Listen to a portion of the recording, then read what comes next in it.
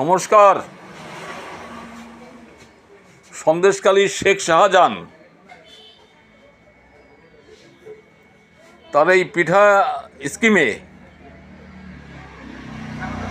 কারা আসতেন পিঠে খেতে, তার মধ্যে বড় দাদা কেউ ছিল নাকি? এ বিষয়ে একটা তদন্ত হওয়া উচিত। ভাবতেও ঘৃণা হয়, বলতেও লজ্জা হয়। এখনও সভ্য পৃথিবী, ভারতও সভ্য, বাংলাও সভ্য।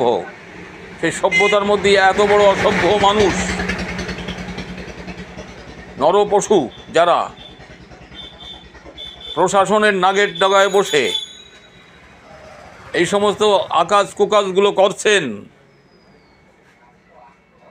তার প্রতিবাদ ধ্বনিত হবে সারা বাংলায়। কোনো মার সম্মান চলে যাক, কোনো সন্তান যেমন চাবে না, ওই দ্বার দিয়ে আমরা ভূমিষ্ঠ হয়েছি।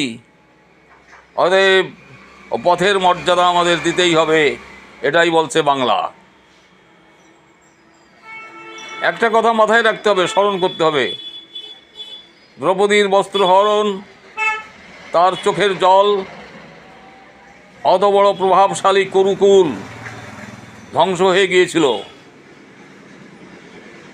তার থেকে শিক্ষা গ্রহণ করুন, অপরাধীকে অপরাধীর বিচার করুন,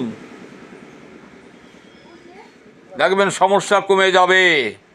আর অপরাধীদের আড়াল করতে গেলে সমস্যা বাড়বে। নমস্কার।